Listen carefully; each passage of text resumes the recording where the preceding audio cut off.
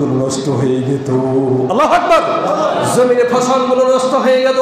আমি রব্বুল আলামিন সমুদ্রের লবণাক্ত পানিকে, নোনা পানিকে বাষ্পীয় আকারে উত্থিত করে মেঘমালায় তৈরি করি এবং এই নোনা পানিকে আমি মিষ্টিতে পরিণত করি। এবার বিন্দু বিন্দু করে এই জমিনে আমার বান্দার জন্য বৃষ্টি বর্ষণ করে দিই। সুবহানাল্লাহ বলেন। বৃষ্টির পানি পাওয়ার পর মৃত্যু জমিন তার জীবনটা ফিরে যায় এবং দারুণ ফসল হওয়ার জন্য প্রস্তুতি নিতে থাকি। সুবহানাল্লাহ বলবেন। আমার ভাইয়েরা, অনেকেই বলে বৃষ্টি যদি না হয় আমাদের কোনো অসুবিধা নাই, বৃষ্টি যদি না হয় আমাদের কোনো অসুবিধা নাই। হাওরের পানি, পুকুরের পানি, বিলের পানি, টিউবওয়েলের পানি, মেশিনের মাধ্যমে, ইঞ্জিনের মাধ্যমে আমরা এই পানিটা ব্যবস্থা করে জমিনের মধ্যে উঠিয়ে দেব।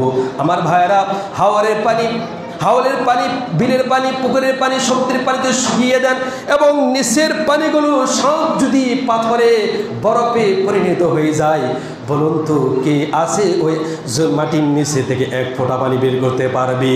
কেউ কি আছে? কথা বলে না, কেউ কি আছে? হাদা খালকুল্লাহ ফারুনি মাযা খালাকাল্লাযীনা মিন দুনি বালিল যালিমুনা ফি যালালিম মুবিন। আল্লাহু আকবার। হাদা খালকুল্লাহ, এই হলো আমি আল্লাহ পাকের সৃষ্টি। সুবহানাল্লাহ বলবেন না?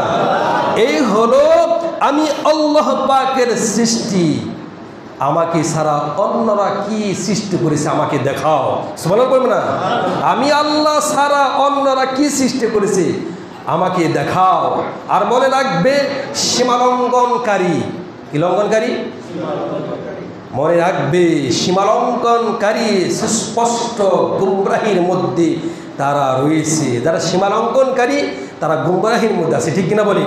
আর মুমিন, ইমানদার তারা নির্ভীক হয়। ইমানদার কি হয়?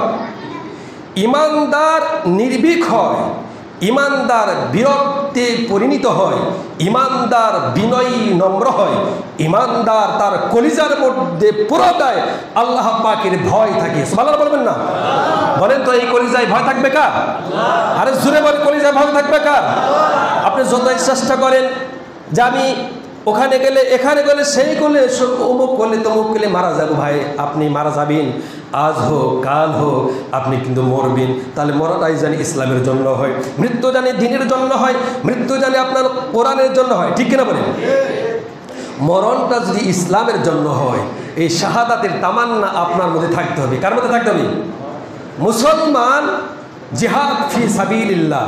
আপনার মুসলমানের অর্থই শাহাদাতের ঈদগাহে শামিল হয়ে যাও। সুবহানাল্লাহ বলেন। মুসলমানের অর্থ শাহাদাতের ঈদগাহে শামিল হয়ে যাওয়া। কবি বলছেন, ये शहादत गहे उल्फत में कदम रखाना, ये शहादत गहे उल्फत में कदम रखाना, लोग समझते ही আসাহে মুসলমান হোনা। আল্লাহু আকবার। মুসলমান, আপনি বলে আমি একজন মুসলমান না, মুসলমানের অর্থই হলো জিহাদ ফি সাবিলিল্লাহ, কোরআনের জন্য, ইসলামের জন্য, দ্বীনের জন্য, আল্লাহ পাকের জন্য ঈদগাহে শামিল হওয়ার নামই হলো মুসলমান। সুবহানাল্লাহ বলেন। এটা আমার কথা না, মোল্লার কথা না, পীর সাহেবের কথা না, রাজা বাদশার কথা, কথাটা কার? আল্লাহ পাকের কথা। এই জন্য জিহাদ ফি সাবিলিল্লাহ, আল্লাহর রাস্তায় জিহাদ করতে হবে। কার রাস্তায়? জিহাদ অর্থ মারামারি করি না, জিহাদ অর্থ কাটাকাটি করে না, জিহাদ অর্থ শুয়ে আছে এরপরে তাকে শেষ করে দেয়, এর নাম কি জিহাদ ফি সাবিলিল্লাহ না।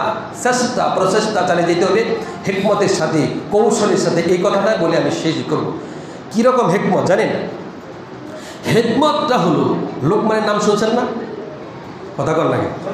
লোকমান তিনি নবীও না, রাসূলও না, নবীও না, রাসূলও না। তিনি একজন জ্ঞানী। তিনি একজন কি? জ্ঞানী। আর বুদ্ধিজীবী কিন্তু এক না। বুদ্ধিজীবী এরা বুদ্ধি বিক্রি করে খায়। কথা কি বুঝাইতে পারছে আপনারা? গ্রামে গ্রামে দেখবেন, শহরে শহরে দেখবেন, অটো বুদ্ধি তো বুদ্ধি বিক্রি করে খায়। আর জ্ঞানী যারা, তারা বুদ্ধি বিক্রি করে না, তারা জ্ঞান গৌরব তারা আলোচনা করে। সুবহানাল্লাহ বলেন। দেখেন, লোকমান হাকিম,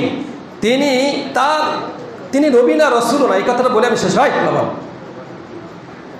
তিনি নবীও না রাসূলও না, তিনি একজন জ্ঞানী মানুষ, আল্লাহ পাক তাকে জ্ঞান দান করেছে। সুবহানাল্লাহ বলেন।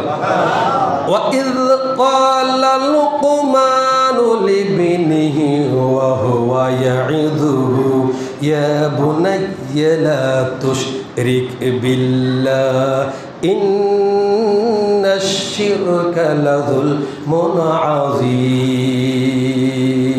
আল্লাহু আকবার। ওয়া ইয ক্বালা লুকমানু লিবনিহি, যে আমি লোকমানকে স্মরণ করো। কাকে স্মরণ করো? লোকমানের, আল্লাহ তাআলা বলছে লোকমানের কথা স্মরণ করো। লোকমানের কথা তো জানতাম না, কোরআনের মধ্যে যদি উঠিয়ে না দিত আমরা কেউ জানতাম না, রাসূলও জানতো না। লোকমানের কথা স্মরণ করো, আল্লাহ পাক বলছে লোকমানের কথা স্মরণ করো। লোকমান তার সন্তানকে, তার কলিজার টুকরা সন্তানকে বলছে, হে আমার কলিজার টুকরা। সুবহানাল্লাহ বলবেন না? হে আমার কলিজার টুকরা। আর সন্তানদেরকে আমরা গালিগালাজ করি কি না? এই জন্য সন্তান ভাত কাপড় দেন, রাগ গোসা করে, আমাদের কথা হুজুর একটু তেল ভরে দেন, ঝাড়ফুঁক করে তাবিজ দেন, তাবিজে কাজ হবে না। প্রথমেই তো সমস্যা করছে আমি, ঠিক কিনা বলে ভাড়া। আরে আমার কলিজার টুকরা সন্তান, হে আমার কলিজার টুকরা সন্তান, আল্লাহর সঙ্গে শরীক করো না। কার সঙ্গে? আল্লাহর সঙ্গে। কাউকে অংশীদার বানানো যাবে না, কাউকে শরীক করা যাবে না। এবং শরীক কাজ এটা হলো বড় জুলুমের কাজ। শরীক কাজ বড় জুলুমের কাজ, এটা আল্লাহ তাআলা অপছন্দ করে। সব গুনাহ মাফ করতে পারে, মাফ করে দিলেও শরীক যদি কেউ আল্লাহর সাথে শরীক করে তাহলে তার গুনাহ আল্লাহ তাআলা মাফ করবে না। তার গুনাহ কি করবে না? আল্লাহ তাআলা মাফ করবে না। আমার ভাইরা, আল্লাহর সাথে শরীক এর আলোচনা কিয়ামত পর্যন্ত কোনো শেষ হবে না। তো এই জন্য ব্যবসা করতে গেলে তিনটা পুঁজি লাগে। কয়টা পুঁজি? তাহলে তিনটা পুঁজি, তিনটা আমল করলেই, ব্যবসা যোগদান করলেই তার জায়গাটা হবে জান্নাত। সুবহানাল্লাহ।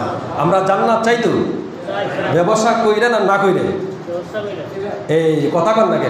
ব্যবসা করে না করে? ব্যবসায় যোগদান করে না করে? আমল করে না করে? হাসতেছেন, এই যে এখানে কিন্তু অল্প কয় হুজুর পারন না যা, এটা কই লাভ নাই। পারন না যা লাভটা কি? 40 বছর পর বা 50 বছর পরে ঠেলা মেরে তাদের ব্যবসা করবো। ভাইরা মান বললে তো কোনো সমস্যা নেই নাকি? আজকে বললেন, এখন বললেন ব্যবসায় যোগদান করবেন, বলাও শেষ, দুপুরে খাওয়া দাওয়াও শেষ, আসরের আগে ব্রেন স্ট্রোক করে মারা গেছি। আল্লাহ পাক জিন্দেগি সব গুনাহ মাফ করে দিয়ে আপনাকে জান্নাত দিবে। সুবহানাল্লাহ বলবেন না? কেন? অন্তঃকরণ থেকে বলেছেন ব্যবসায় যোগদান করব। ব্যবসায় কি করবেন? যোগদান করবেন। এই কথাটা একগ্রতার সাথে, আদবের সাথে, একিনের সাথে, ইখলাসের সাথে বলছেন যে আল্লাহ আমি তোমার সাথে ব্যবসায় যোগদান করব। আল্লাহ তোমার সাথে ব্যবসায় যোগদান করব বলছেন, তো আসরের আগে স্ট্রোক করে মারা গেছে। জায়গায় কোথায় হবে? অবশ্যই জান্নাত হবে। এখন হুজুর আপনি কেমনি গ্যারান্টি দেন? আমি গ্যারান্টি দিচ্ছি না। আল্লাহ পাক বলছে, কেউ যদি সহি নিয়ত করে দিনের রাস্তায় আসে, দিনের কথা বলে, কেউ যদি জিহাদ ফি সাবিলিল্লাহ অংশগ্রহণ করে, কেউ যদি এই এতক্ষণ যা বললাম তা শুনে, তা মানে বা মনে পড়ে বিশ্বাস করে, আপনার মনে পড়ে 100% বিশ্বাস করার পর আমল করবেন, নিয়ত করছেন, তার আগে মারা গেছে। বুঝলেন? আমল করবেন, নিয়ত করেছেন, তার আগে কি হয়েছে? মারা গেছেন। আল্লাহ তাআলা জিন্দেগি সব গুনাহ মাফ করে দিয়ে আপনাকে আমাকে জান্নাত দিতে পারে। তো আসুন ভাইরা, আমরা আজকে সূরা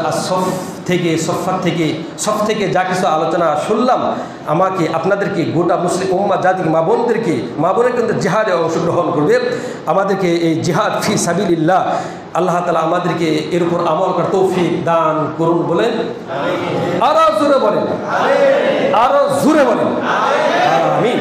ওয়া আখিরে দাওয়ানা আনিল হামদুলিল্লাহি রাব্বিল আলামিন। আসসালামু আলাইকুম ওয়া রাহমাতুল্লাহি ওয়া বারাকাতুহু। যারা সুন্নাত পড়েন না তারা